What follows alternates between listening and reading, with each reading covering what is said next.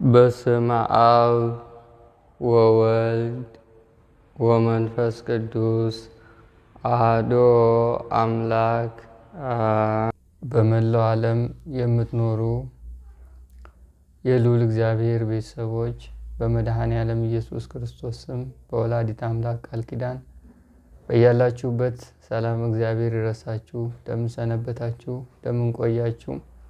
አሜን። መድኃኔ ዓለም በቸርነቱና በምሕረቱ ለዚህ ሰዓት ስላደረሰን ክብርና ምስጋና አምልኮትና ውዳሴ ለባህሪው ለዘላለማዊ ስሙ ይሁን፣ አሜን። መድኃኔ ዓለም የመጽሐፍ ምስጢራት እንደገለጠልን መጠን ዛሬ እንማማራለን። በቸርነቱና በምሕረቱ ይችን ሰዓት በእድሜያችን ላይ ተጨማሪ አድርጎ እንደሰጠን ሁሉ ቃሉንም ለመማማር ይችን ጊዜ ስለሰጠን እያመሰገን ጉባኤያችንን እንዲባርክልን እየተማጸን እንጀምራለን። ክፉ መናፍስት ነገሮችን ተቀላቅሎ የሚያበላሽብንን እንዴት ማስቆም እንችላለን በሚል ርዕስ ነው የምንማማረው። የመናፍስትን መቀላቀል፣ አብሮ መስራት፣ ተመሳስሎ ማጥቃት፣ ነገሮችን ማበላሸት፣ ወደ ኋላ መጎተት፣ እንዲሁም በውስወሳና በምሪት ውስጥ የእሱ የሆነውን ነገር ባለመለየት እሱ ፈተናና ወጥመድ ውስጥ የምንገባበትን ምስጢር ማስቆም የምንችልበት መንፈሳዊ ኃይልና ጥበብ ስጦታ እንዴት መያዝና ማግኘት እንደምንችል በአጠቃላይ የመናፍስት ተቀላቅሎ የማጥቃት ስልቱን ማስቆም ላይ አተኩረን የምንማማርበት ጉባኤያችን ነው ዛሬ። በቸርነቱ በመካከላችን ይገኝልን፣ አሜን። ከዛ በፊት እንደሚታወቀው ለትንሽ ጊዜ ከበረከት ስራዎች እንቅስቃሴም ከዚህ ከትምህርታችንም ራቅ ብዬ ነበርና ያው በቴሌግራም የአብርሃሙ ስላሴ የሚል አሁን ላይ ትንሽ ተቋረጠ እንጂ በዛ ጉባኤዎችን እያቀረብኩ ነበረ ለትንሽ ቀን ማለት ነው፣ ብዙም አይደለም። ከዛ በተጨማሪ በአንዳንድ ምክንያቶች ነው አሁን መጋቢት 27 ቀን የኃያሉ አምላካችን የምንወደው በስሙ ብዙ ኃይላትንና ብዙ የክፉ መናፍስትን አሰራር የምናሸንፍበት መድኃኔ ዓለም ዓመታዊ ክብረ በዓሉ ነው። በጣም በጉጉት ነው የምንጠብቀው። በዓመት አንዴ ነው የሚመጣው። የሰው ልጆች የመዳንን ምስጢርና የስነ ስቅለቱን ጉዞ የማዳኑን ጥበብ በሙሉ እያደነቅን እያመሰገን እያሰብን በዓሉን ደግሞ የምናከብርበት ጊዜ ደርሷል። መጋቢት 27 ቀን አንድ ወር ያልሞላ ጊዜ ነው የቀረን። በዚህ ጊዜ የበረከት ስራ እንዲሆነን ያቀረብኩላችሁና ያመጣሁላችሁ በሶማሌ ክልል በሚገኙ አብያተ ክርስቲያናት መካከል ሽላቦ የሚባል ሀገር ደብረ ቀራኒዮ መድኃኔ ዓለም ቤተ ክርስቲያን አለ።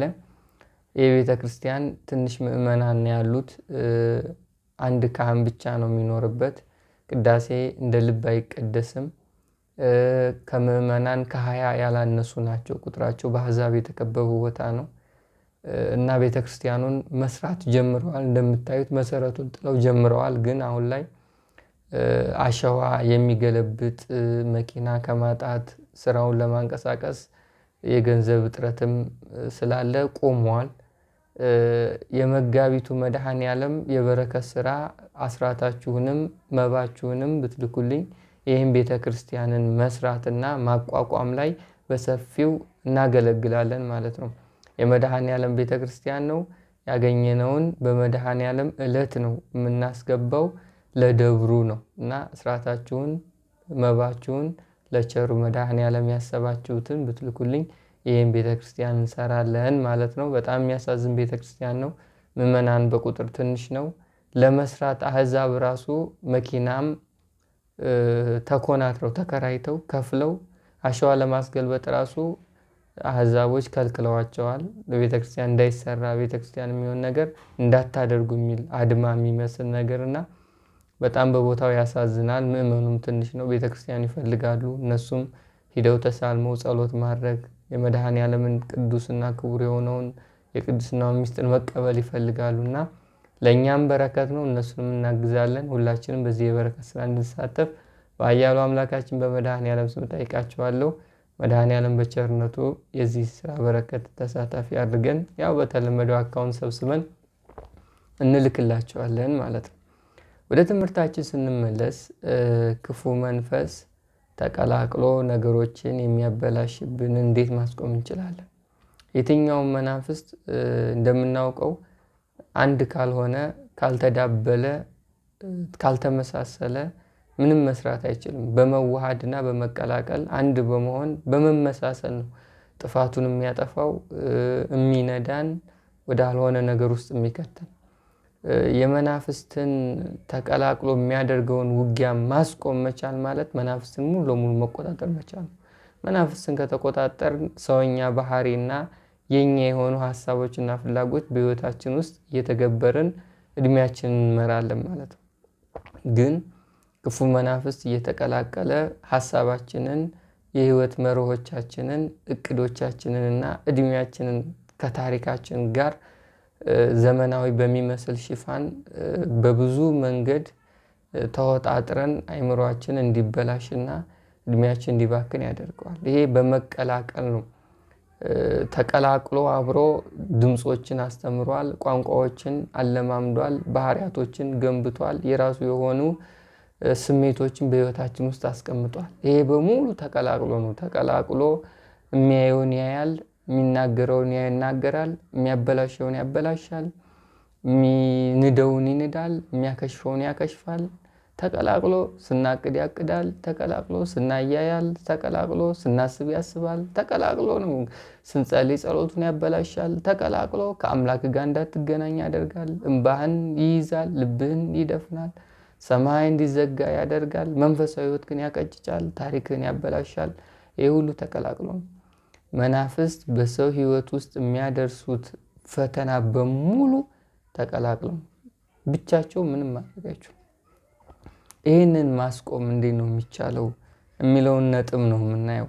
ከዛ በፊት ግን ምን ላይ ይቀላቀላል ወይም የሚመሳሰልበት የሰውነታችን ክፍልና አካል የትኛው ነው የሚለውን 4 ነጥቦችን፣ ብዙ ነው፣ 4ቱን ግን ላስቀምጥላችሁ። የመጀመሪያው አይምሮ ላይ ነው የሚመሳሰሉ ተመሳስሎ የሚቀመጠው። አይምሮ ያው ሀሳብ ነው፣ የሚያዝ አካል ነው። ከልብ የሚፈልቁትን በሙሉ ወደ ተግባር የምንቀይረው የምናስበው በአይምሮ ነው። ብስለታችንም ንቃታችንም በአይምሮ ነው። የመኖር ፍላጎታችንም ምናችንም ከአይምሮ በሚመነጩ ሀሳብ ነው። እዛ ላይ ሲቀላቀል ሀሳብህ ላይ ይቀላቀላል ማለት ነው። ይሄ ማለት በእቅድ ውስጥ የሚመነጩት ሀሳቦች ያንተ ይሁን የሱ በማትለይበት ደረጃ ላይ ብዙን ያጠቃል ማለት ነው። አይምሮን ያዘ ማለት አዚማም እንድትሆን ያደርግሃል፣ ድብርታም እንድትሆን ያደርግሃል፣ ፈዛዛ እንድትሆን ያደርግሃል፣ ንቃትን ይቀንሰዋል፣ ቶሎ ነገሮች ወደ ተግባር የምትለውጥበትን ፍጥነትን ያጠፋዋል።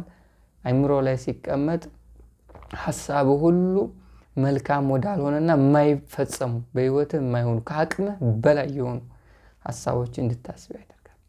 እና አሁን ለምሳሌ ወጣቱ በሙሉ አንዳንዴ የማይሆን ሀሳቦችን ያስባል። ይሄን መሆን እፈልጋለሁ፣ እንደዚህ ማድረግ እፈልጋለሁ፣ ያየውን ሁሉ ይመኛል። ያየውን ሁሉ ካላደረኩ ይላል። ያየውን ሁሉ እኔስ ለምን ይቀርብኛል የሚል ስሜቶች በውስጡ ያድራል። ይሄ አይምሮ ላይ ተቀምጦ መናፍስ ተቀላቅሎ አይምሮን እያቃጠሉ እና ዛሬ ብዙ ሰዎች ሀሳባቸው የቆሸሸ ነው። ሀሳባቸው ሁሉ መልካምና ከህገ እግዚአብሔር የራቀ ነው። ይህ መናፍስ አይምሮ ላይ ተቀላቅሎ የሚፈጥረው ፈተናና ውጊያ ነው። እዚህ መጀመሪያ መናፍስ የሚቀላቀሉት አይምሮ ነው። ሀሳብህን ነው የሚይዙት። በህይወት ውስጥ ይሄን ሰርቼ፣ ይሄን አድርጌ፣ እንደዚህ ሂጄ፣ ይሄን የሚሉት ነገሮች አለን አይደልኛ የምናቅዳቸው። እዚህ እቅድ ውስጥ እሱ ተቀላቅሎ ካቀደልህ፣ እሱ ይሄን ሰርተ ይሄን ታሳካለህ የሚለውን ሀሳብ እኔ በሚል ስሜትና ቋንቋ በውስጥ ከነገረ ያን ወደ ተግባር ለመቀየር ስትነሳ አይሆንም። ከዛ የተነሳ ሀሳቦች በሙሉ ወደ ተግባር መለወጥ አልችልም ትላለህ። ለምን? አይምሮ ሲጀመር ያፈለቀው ሀሳብ ያንተ ሀሳብ አይደለም። ህይወትን አሸንፍበታለሁ፣ ኑሮዬን እገፋበታለሁ፣ መንፈሳዊ ህይወቴን አስተካክልበታለሁ፣ በምድር ላይ ይህን ነገር እየሰራው እኖራለሁ ብለህ ያሰብከው ሀሳብ ላይ ተቀላቅሎ የእሱ ከሆነ አይተገበርም ማለት ነው። ስለዚህ በብዙ መንገድ የምናስባቸውና እቅዶቻችን ውስጥ ስለሚገባና ስለሚቀላቀል በብዙ መንገድ አይፈጸሙም እና አይምሯችን ጥሩ ነገር ለማፍለቅ እና የበረከት የሚሆኑ ሀሳቦችን ለማውጣት በብዙ መንገድ ይቸገራል። ብዙን ነገር ተቀላቅሎ መልካሙ ስላበላሸው ማለት ነው። ዳዊት በሆነ ጊዜ እንዲህ ብሎ ተናግሯል። መዝሙረኛው ዳዊት መዝሙር 49:20 ላይ አይምሮ የሌለው ክቡር ሰው እንደሚጠፋ እንስሶች ይመስላል። አይምሮ ላይ ሲቀላቀል አይምሮውን ነው የሚነሳ። ሰው ክቡር ነው። ክቡርነቱ በምንድን ነው ሲባል አንድ በቅድስት ሥላሴ አርአያ ስለተፈጠረ፣ ሁለት የሚያስተውል የሚያስብ ሕያዊት የሆነች ነፍስ ስላለችው፣ ሶስተኛ ዘለዓለማዊ ነው። ሰው አይጠፋም።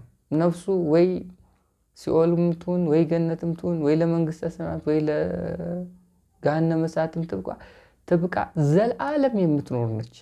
ከዛም በተጨማሪ ሰው አምላክ ሰው የሆነለት በሱ ቋንቋ የተናገረ በሱ ምድር የተመላለሰ የሚጠጣውን ውሃ የጠጣ የሚበላውን ምግብ የተመገበ የሞተለት አምላክ የተዋሃደው ይሄ ክቡር ነው። በዚህ መንገድ በሥላሴ አርአያ እና አምሳል መፈጠራችን ክብራችን ነው። አምላክ ሰው መሆኑ ክብራችን ነው። ወደ ዘላለማዊ መንግስት የመግባት ስልጣንን መያዛችን ክብር ነው። የሥላሴ ልጅነት መያዝ በራሱ ክብር ነው። እንደዚህ የሆነ ሰው ይሄ ሁሉ ዋጋ ያለው ሰው ግን ምን ይላል? እንደሚጠፉ እንስሶች መሰለ ይላል። ዝም ብሎ ይበላል፣ ይተኛል። ሀሳብ ሁሉ ዝም ብሎ ምድራዊ ነው። ይሄንን ያመጣው ታዲያ ክብራችንን እንድንጥል ያደረገው አይምሮአችን ላይ ተቀላቅሎ አይምሮ ቢስ ያደረገን ክፉ ኃይል ነው። ስለዚህ አይምሮ ላይ ሲቀላቀል ሀሳብህን ብቻ ሳይሆን ንግግርህም ከአይምሮ የሚመነጩ ነገሮች በሙሉ ከሕገ እግዚአብሔርና ሰማያዊ የሆኑ ኃይሎች ወይም ሰማያዊ ቡራኬዎች ያልተቀላቀሉበትና የማያከብር ይሆናል። ክብር ይርቃል ማለት ነው። ክብር ሲርቅ ደግሞ አስቡት፣ ዝም ብሎ ኦና ነው ባዶ እና አሁን ሰው በመናገሩ በሚያወራው ነገር ይቀላል፣ ይቀለቀላል።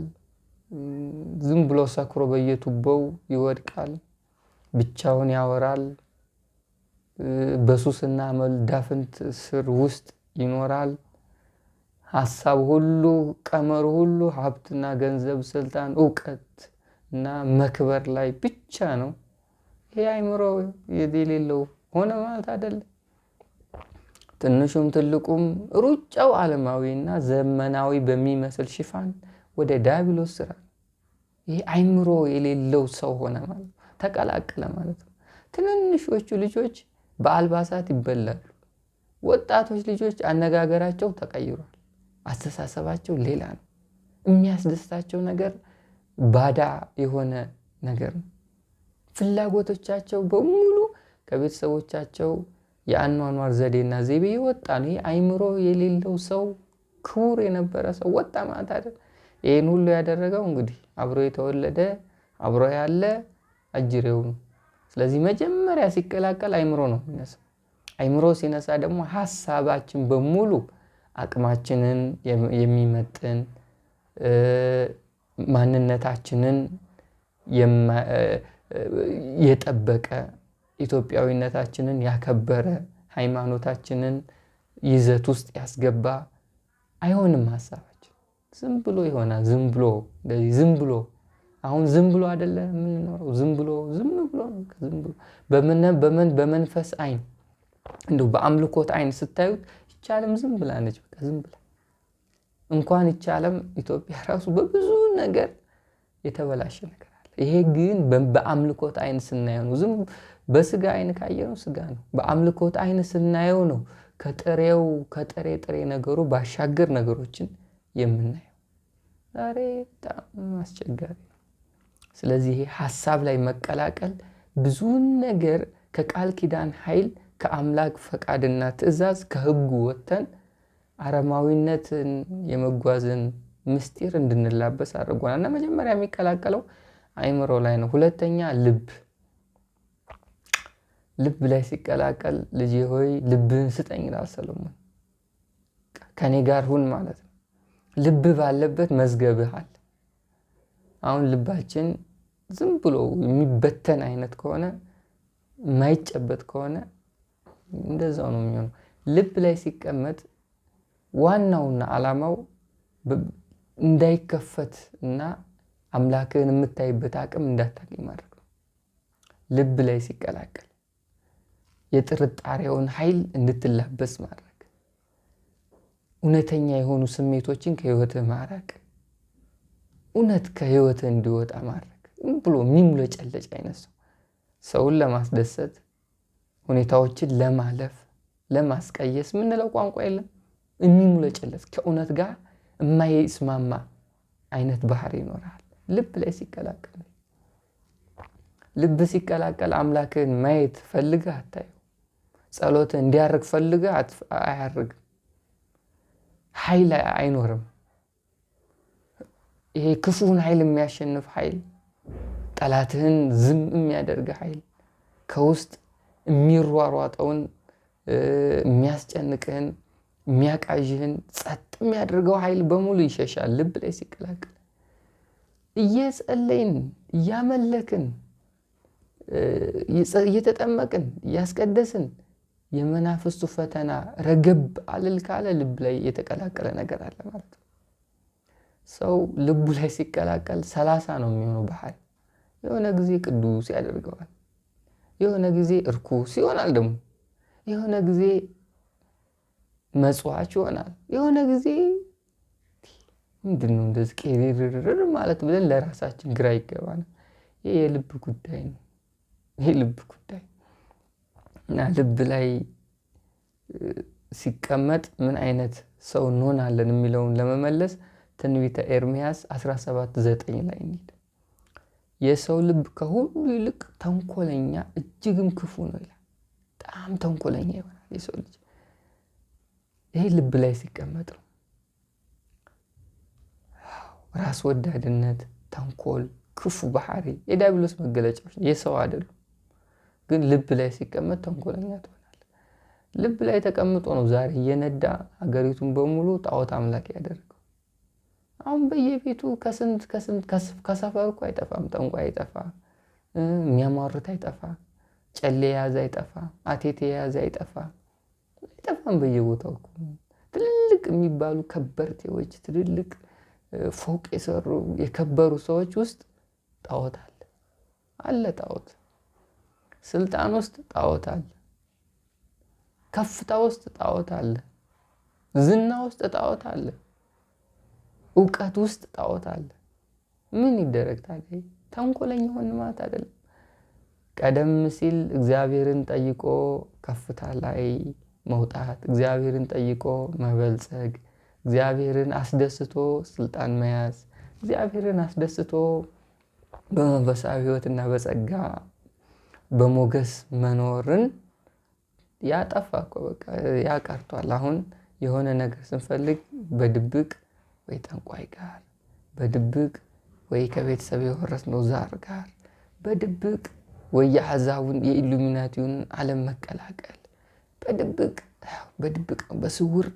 ከዛ ነገ ከፍታ ላይ ወጥቶ የሚያወራው ይሄ ሰው ሲያወራ ታዲያ መዘባረቅ ነው። የሚጨበጥ አይደለም፣ የሚያዝ አይደለም። ህዝቡም ተመሳሳይ መንፈስ ስለሚሆን ብሎ ተያይዞ ወደ ገደል መግባት። ስለዚህ ይሄ የሰው ልብ ከሁሉ ይልቅ ምንድነው ይላል? ተንኮለኛና እጅግ ክፉ ነው። ይሄ ክፉ መንፈስ ይቀላቀል። ስለዚህ መጀመሪያ የሰውን ነገር ሰምተን የማንደሰት ከሆነ ሰው ሲያወራልን መልካም የሆኑ ነገሮችን በሙሉ ወደ ክፉ ለመተርጎም ውስጣችን የሚቃጣ ከሆነ የሰው ነገር የማያረካን ከሆነ ልብ ላይ የተቀላቀለ ነገር አለ። ጸሎታችን ስሜት የማይሰጠን ከሆነ ጸልየን የማንረካ አይነት ሰዎች ከሆነ የተቀላቀለ ነገር አለ። ይሄ ሶስተኛ ነው። ሶስተኛ የሚቀላቀለው አንደበት ላይ ሲቀላቀል ሌላ ሰው ነህ አንተ። ትናንትና የነበርከው ሰው ይቀየራል። ቤተሰብ አክባሪ፣ አንገት ደፊ፣ በሰው ዘንድ ተወዳጅ፣ ንግግሮች ተወዳጅ፣ ጨዋታ ተፈቃሪ፣ የምታወራው ነገር በሰው ልብ የሚያድር የነበርክ ሰው አንደበት ላይ ሲቀላቀል ሙልጭልጭ ትላለህ። ሐሜተኛ ትሆናለህ፣ ተቺ ትሆናለህ፣ በሰው ላይ አቃቂር የምታወጣ ትሆናለህ፣ ትንቀለቀላለህ። የምታወራው ነገር በሙሉ ለራስ አይገባም። መፈጣጠን ነው አንደበት ላይ ሲቀመጥ። እና ዛሬ በቤተ ክርስቲያን ጭምር አገልጋዮች ጭምር አንደበት ላይ ስለሚቀመጥ ጸሎቱን በአንዴ፣ ቅዳሴውን በሩጫ፣ ምስጋናውን በሩጫ፣ ሁሉንም በሩጫ ነው። ለምን ጊዜ የለም ይላል። ይሄን እኮ የሚለው እሱ ራሱ ሰይጣን ነው። ሰዓት የለም። ረጋ ካልክማ ናዳ ነው የሚወርድ።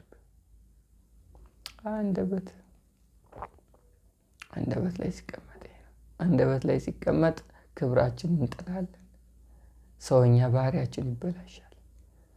እግዚአብሔር የሰጠንን ነገር አናስብም። ኃጢአት ስንሰራ አይታሰበን። አንደበት ላይ ሲቀመጥ ጸሎቱን ያፈጥነዋል፣ ያጠራጥራል፣ ውስጥህን ይረብሸዋል፣ ምስጋና እንዳያደርግ ያደርጋል። አንደበት ላይ ሲቀመጥ ነው ሁሉ። አንደበት ላይ ሲቀመጥ በቃ መዘባረቅም የሚጨበጥ ነገር የለም። እሱ የነገረን ማውራት ነው። ጸባይህ ተለዋዋጭ ነው። ዛሬ ደስተኛ ነህ፣ ነገ ያስከፋሃል። ዛሬ ሌላ ነገር ያሰራል፣ ነገ ደግሞ ያስጸጽታል። ዛሬ ወሰውስህና የሆነ ቦታ ይከታል፣ ነገ አይሆንም ብሎ ያስወጣሃል። ግራ እያጋባ ጊዜን ያቃጥላል። ይሄ አንደበት ላይ የሚቀመጥ። አንደበት ላይ ሲቀመጥ መናፍስት በአንተ ህይወት ውስጥ የመናፍስት የሆነ ገጽታ ይኖራል ማለት ነው።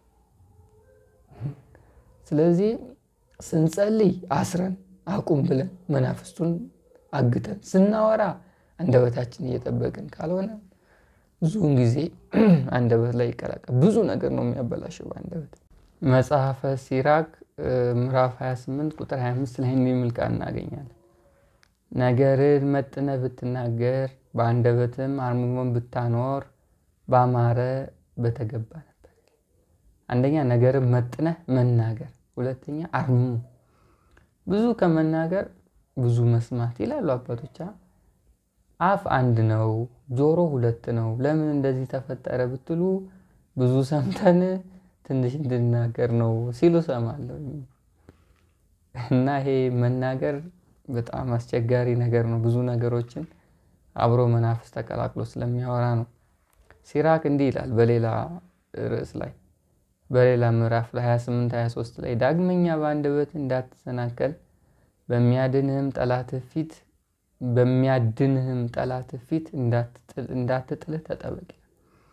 በአንደበትህ እንዳትሰናከል በሚያድንህ ጠላትህ ፊት እንዳትወድቅ እንዳትጥልህ ተጠበቅ። ስለዚህ አንደበትህ በክፉ ጠላት ላይ ትጥላለች፣ ተጠበቅ ነው። ይሄ በመቀላቀል ነው። በአንደበት ነው ብዙ ነገሮች የሚሆኑትና አንደበታችን ላይ ክፉ መንፈስ ሲቀላቀል ደግሞ አስቡት፣ ብዙውን ነገር በቃ ያምሰዋል። አንደበት ላይ ይቀመጣል፣ ያዛል። አንደበት ላይ ይቀመጣል፣ ይመራል። አንደበት ላይ ይቀመጣል፣ ይወሰውሳል። አንደበት ላይ ይቀመጣል፣ ምስጋና እንድታፈጥነው ከልብህ እንዳይሆን ያደርጋል። አንደበት ላይ ያወራልሃል፣ ያጫውታል፣ ብቻህን ያስቃል፣ ብቻህን ያስለቅሳል፣ ብቻህን ያስጨንቃል፣ ብቻህን ያሳዝናል፣ ብቻህን ግራ ያጋባ። አንደበት ላይ ተቀምጦ እኮ ነው የሚለው።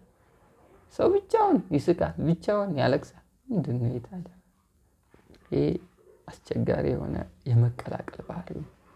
ሌላው አይን ነው። ሶስተኛ አራተኛ እና የመጨረሻው የሚቀላቀልበት አይን ላይ ሲቀላቀል የምታየውን አብሮ ያያል፣ የምታየውን ያከሽፋል።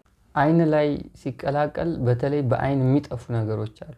አንደኛ አይን ላይ ሲቀላቀል አንተ ራሱ ቡዳ እንድትሆን ያደርጋል። ይህ ብቻ አይደለም። አይን ላይ ሲቀላቀል እድልህን ማክሸፍ፣ ማበላሸት፣ መንጠቅ፣ መሰረዝ፣ መቅበር፣ በረከትህን ማጥፋት በአይን ነው ይህን ሁሉ የሚሰራው። መልካም ምኞቶችን ማክሸፍ አይን ላይ ነው። ወደ ኃጢአት እንድታይ ማድረግ፣ ስስታ ሴሰኛ እንድትሆን ማድረግ፣ አይን ላይ አብሮ እያየህ እኮ ቤተክርስቲያን ቁጭ ብለህ የምታየው ሌላ ነው። ከተማ ወጥተህ አይተህ የምትገባው ሌላ ነው። ይሄ የብዙዎቻችን ፈተና። ስለዚህ ይሄ አይን በጣም መጥፎ ነው ሲቀላቀል አይን ላይ እይታ ነው። አይንህን ሲይዝ ያሞጨሙጨዋል። አይንን የአይን መልክህን ያጠፋዋል። በቡዳ መልክ ሲገባ ነው። እና በአይን በማየት ብዙ ነገሮች ነው የሚበላሹት። እና አራተኛው አይን ላይ ይቀላቀላል። ይሄ የሚቀላቀለው ማስቆም የምንችልበት ነጥብ ነው ትልቁ የትምህርታችን ርዕስ። አንደኛ እና ዋናው ትልቁ ነገር በመንፈሳዊ ሕይወት የመናፍስትን አሰራር በቂ የሆነ ግንዛቤና ተቀላቅለው ሲሰሩና ሳይሰሩ የምንለይበትን መንፈሳዊ ስጦታ አምላካችንን መለመን። የትኛውም ነገር ከእግዚአብሔር ካልተሰጠን ማወቅ አንችልም። ስለ መናፍስት እንድናውቅ የሚያደርገን የእግዚአብሔር ኃይል ነው። ውስጥ መቀላቀሉን እንድናውቅ የሚሆነው በሱ ኃይል ነው፣ በጸጋ። ይሄን ደግሞ ታዲያ ዝም ብለን በትጋት የምናገኘውና እግዚአብሔርን አብዝቶ በመለመን የሚሰጠን ስጦታ፣ በስጦታ ነው የምንለየው። ያለዛ አይሆንም። ብዙ ዘመን እኮ ከመናፍስት ጋር ኖረናል፣ ከሰይጣን ጋር ኖረናል። ስንት ነገር እያጠፋን ኖረ። አሁን ግን ሲያወራ ትንሽም እንለየዋል፣ ሹክ ሲል ትንሽም እንረዳዋል። ከውስጥ ሲወሰውስ የኛ ሀሳብ አለመሆኑን እናውቃለን። ይሄን የሆነው በስጦታ ነው። የአምልኮት ኃይል ስለገባ ነው፣ ስለመጣ ነው፣ ህይወታችን ስለያዘው ነው። ስለዚህ መናፍስትንና የኛን መለየት፣ መቀላቀሉን መለየት አንደኛ ስጦታም ጭምር ነው። ያን ስጦታ ለማግኘት ደግሞ ወይ በሱባኤ ወይ ርዕስ ሰጥቶ በመጸለይ፣ ርዕስ ሰጥቶ ሱባኤ በመግባት፣ ርዕስ ሰጥቶ በማልቀስ፣ ርዕስ ሰጥቶ መብርሃንን በቃል ኪዳን ፍቅሯ እና በቃል ኪዳን ስጦታዋ እንድታሰጠን መለመን፣ ይሄ ነው። ስለዚህ መናፍስትን ከኛ ተቀላቅለው የሚያበላሹብንን ማስቆም የምንችልበት አንዱ ነጥብ የነሱን የሚቀላቀሉበትን መንገድ ለይተን ማወቅና ያንን እንድንለይ ስጦታ መለመን ነው። አይምሮ ላይ ተቀላቅለው ከሆነ እሱን ለይተን ማዳከም በስግደት፣ በቅዱስ ቁርባን፣ በመቁጠሪያ። ልብ ላይ ከሆነ ልብ እንዲከፈት እንዲታሰሩ መጠየቅ። አይን ላይ ከሆነ ቅባ ቅዱስ፣ እምነት፣ የወይራ ዘይት እየቀቡ ከአይን እንዲነሱ አብረው እንዳያዩ አስሮ መውጣት። ማሰር ማለት ለጊዜው የመናፍስትን ውጊያ ማስቆም ነው እንጂ ዘላለማዊ አይፈትንን ማለት አይደለም። ተቀላቅሎ ወሱሶ የሆነ ነገር ባደረግን ቁጥር ይፈታል። ስናስር ደግሞ ብዙ መናፍስት ስላሉ የሆነ አንዱን ክፍል ካሰር ነው ሌላው ክፍል ላይ ይታሰር ይችላል። አስቸጋሪ ነው እነሱ ጋር ያለው ውጊያ። ስለዚህ ትልቁ ማስቆሚያ መንገድ የእግዚአብሔር ኃይል ነው። እሱ እንደው የምታገኙበትን መንገድ ታውቃላችሁ። እሱን ስትይዙ ነው የምታስቆሙት። ብዙ ነገር ይበላሻል በመናፍስት። እኛ ቀለል አድርገን በረከትን ይዘዋል፣ እድልን ይቀመዋል፣ እይታን ያበላሸዋል፣ ሐሳብን ያዛባዋል፣ ግራ ያጋባዋል፣ ውስጣዊ ሰላምን ያናጋዋል፣ ታሪክህን እድሜህን ያበላሽብሃል እንላለን። ወደ ተግባር ስንለውጥ ግን ማንቋቋመው ኃይል በህይወታችን ውስጥ ገብቶ ነው ምስቅልቅል የሚያደርገን። ያንን የሚያቆምልን ኃይል የእግዚአብሔር ኃይል። የእግዚአብሔርን ኃይል የምታገኙበት መንገድ በብዙ መንገድ ተምራችኋል፣ ታውቁታላችሁ። ስለዚህ በእንደዚህ አይነት መልክ ነው የእግዚአብሔርን ኃይል መለመን፣ እንድናስቆም የሚያስችል ስጦታ እንዲሰጠን መማፀን፣ መጠበቅ። ከዛ በኋላ ከለየም በኋላ የሱን ፍላጎትና ውስወሳዎች አለማድረግ፣ ተቀላቅሎ እንዳይሰራ ያደርገዋል። ሹክ ሲለን ማን ተገብር ከሆነ ተቀላቅሎ ምንም ነገር አያደርግም። ፈቃዳችንን ይጠብቃል፣ ሐሳባችንን ይከተላል፣ ምኞታችንንም እሱ የራሱ አድርጎ ይወስድና እንደኛ ለመሆን ይሞክራል። እልም ያለ መንፈሳዊ አይነት ሰው ከሆነ እሱም ያንኑ መንገድ ተጠቅሞ ይቀላቀላል። ተቀላቅሎ እንዲሰራ የሚያደርገው ግን በውስጣችን የሚያቀርበው ሐሳብን ወደ ተግባር ስንቀይር። ካልቀየረን የለም ምንም ነገር ያደርጋል። መቀላቀል አይችልም። ይሄ ያንተ ሐሳብ ነው አላደርግም ካልነው ምንም ነገር መስራት አይችልም። ብቻችን ነው የምንጓዘው። ግን ወደ ውስወሳ ሲያቀርብ እኛም ወደ ተግባር ከቀየር ነው አስቸጋሪ ነው። ከዛ በተጨማሪ ደግሞ የልማድ ኃጢአቶች፣ ስህተቶች፣ በደሎች በሙሉ እንዲቀላቀል ያደርገዋል። ይሄ ብዙ ጊዜ ፈተናዎቻችን ናቸው። ክርስቲያን ወጥ ንጹህ የሆነ ፍጹም ህይወት እንዳይኖረው የሚያደርጉት ክፉ መናፍስት ናቸው። ውጊያ ቀጥ ያለ ስኬታማ አትሆንም። የሆነ ጊዜ ይጥላል፣ ታሸንፈዋለህ፣ ትበረታለህ። አንዳንዴ ደግሞ ትዝላለህ፣ እግዚአብሔር ይቀርብሃል። የሆነ ጊዜ ደግሞ ትሸሸዋለህ፣ መንፈሳዊ ህይወት ውስጥ ትገባለህ። አንዳንዴ ደግሞ የውጭ ዓለም ድሪቶ ይናፍቃል። የሆነ ጊዜ ዓለማዊነት ውስጥ ትዳክርና የሆነ ጊዜ ይጸጽታል። ገባ ወጣ ገባ ወጣ እያልክ ህይወትህ እንደዚህ ለትንሽ ጊዜ ይቆያል። እሱም በዛው ልክ ይፈትናል።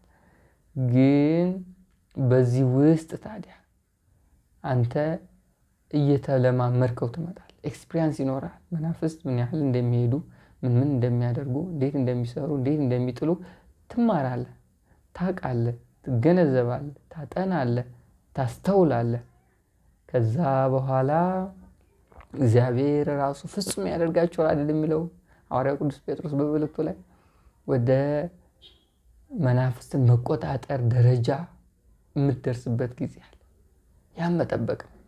ይሄ ጊዜ መቼ ነው ሲል የአምልኮት ኃይል ሙሉ ለሙሉ ነፍሳችንን ሲይዘው፣ አምልኮት ኑሮና እንጀራ ሲሆን፣ እግዚአብሔር በሁሉም ነገር ሲቀድም፣ ያን ጊዜ መናፍስት ማስቆም ይቻላል ማለት ነው። እና ይሄ መናፍስት የሚቀላቀሉትን ነገር ለማስቆም ትልቁ እና መሰረታዊው የሆነው ነገር የእግዚአብሔር ኃይልና ጸጋ፣ ከዛም ውስወሳውን ሹክሹክታውን አለመከተል፣ አለመቀበል፣ ከኃጢአት መራቅ፣